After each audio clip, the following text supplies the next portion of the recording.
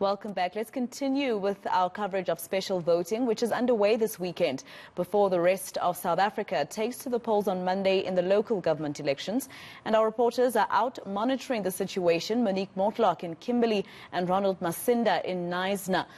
Monique, when I spoke to you earlier, you spoke to an independent candidate who told you about the issues that are facing that community of Platfontein. What are other community members saying about her possibly taking over the reins? I've heard from some residents here in Platfontein that they are open to something different to what they've been receiving from the ruling party, that's the ANC. Some residents saying, sure, we'll try an independent candidate, but then you hear from others that they've all but given up on the electoral system, that they feel when this community was placed here in the early 2000s and 2003. They seem to have been forgotten by government. Here where I'm standing now, I'm at the Kukwe Primary and High School. I told the residents around me, I hope I don't butcher the name, this is an area where the Kwedam language is still very prominent. That is an indigenous San language. I'm going to ask my colleague Mabuti just to follow me. I am here outside this voting station where there are about 107 special voters registered and 23 home visits.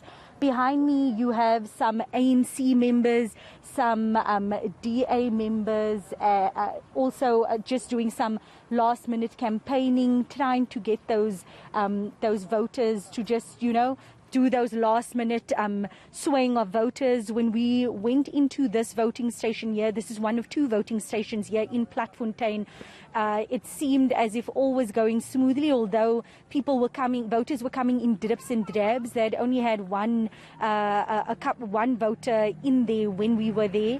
The other voting station here in Platfontein, just around the corner from here, about 2 minutes away, still hadn't started the process because they were still waiting for voting for their voters' roll, although there were a couple of voters outside waiting to go in. So a bit of a slow start here in Platfontein, but we will be chatting to some more residents and community leaders as the day goes on.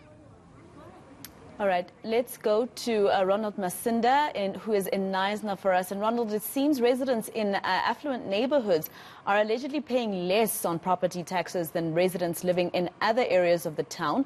The executive mayor there said that he wants to address the Knysna Local Municipality's challenges on the matter. What else did he say? Yeah, well, Maseko, we are with the executive mayor of Knysna, who says he wants to address this issue of property taxes, but also on a number of other issues that we touched on this week. There was an issue of water meters as well as the municipal burdens. But let's get more on the mayor. Mayor, you said you want to set the record straight. Just tell us what's on the agenda. No, Ronald, thank you very much. I think it's important that we just put the record straight on the issue of water meters. Our staff are feeling very aggrieved to when they've heard the interview and what transpired from the water meters. The one comment which you made that people have water meters plus they've got a used water account, it's impossible. You must remember, you will purchase a 20 rand water and it will then go on to the water meter for consumption. So I think what happened there is that the water meter, the water account that you were talking about, basically was the basic charge. The basic charge. And that basic charge is the annual charge, it's part of your service charges, also called availability charge. So when you've got a water meter, you cannot have a water account for water consumption. All right. The other one I just also want to put on the record straight, people shouldn't complete cheap politics, especially when my staff is involved. Mr. Stander of the PA is one of those people that tended for water meters.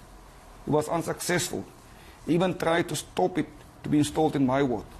For him now to give the impression that he and the PA is against water meter, I think that is misleading. I just want to put that on the record straight, please.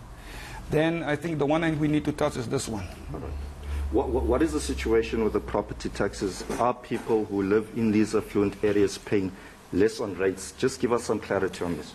I've always said in council that the poor people are subsidizing the rich people. And sometimes when you make such a statement, people talk thinking that you're saying black people because the majority of black people are poor. No, I'm talking about all people of Knysna, whether white, black, yellow, pink, green. Poor people, to my knowledge, is subsidizing. And I've always said in council. And what I did in my investigation, I find out that even the report that we received now from the DBSA on revenue enhancement touched on that and actually confirmed what I suspect all these years. I just want to give you an example. We've got 193 agricultural properties on our system. 193. The total land mass of Knysna is close to 60%. So 60% of our total land mass is agricultural. Those agricultural properties is receiving a 75% rebate on their property tax. Last financial year, out of our total bill of revenue for property tax of 248 million, we only billed them 5.09 million.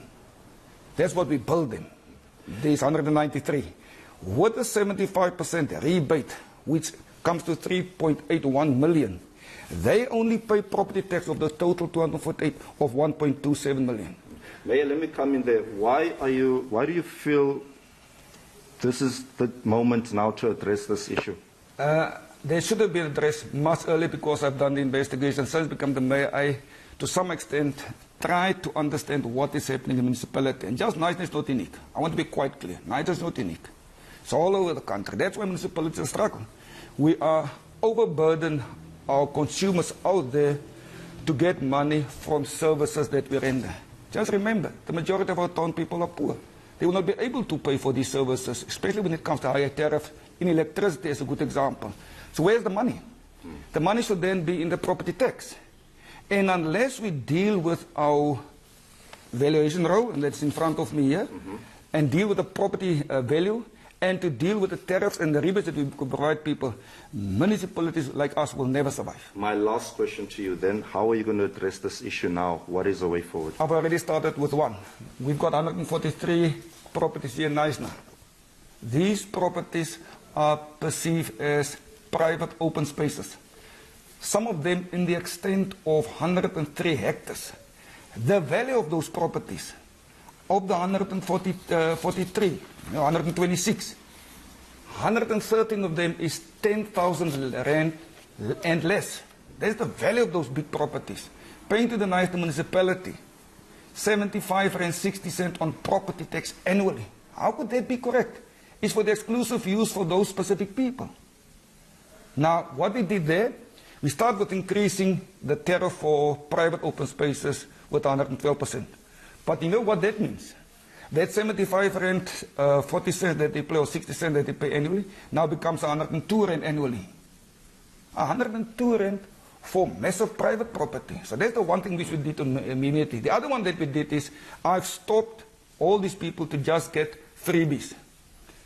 Just continue and getting the 75%. I said, all people should, as our policy stated, and as our tariff structure stated, they must apply for a rebate. And you know what, Ronald? Out of the 193 people that receive carte blanche a 75% rebate, only 70 did apply for a rebate up to now on our systems. Mayor, let's leave it there. There's so much more to talk about. That's just the ear of the circuit. Unfortunately, we've run out of time.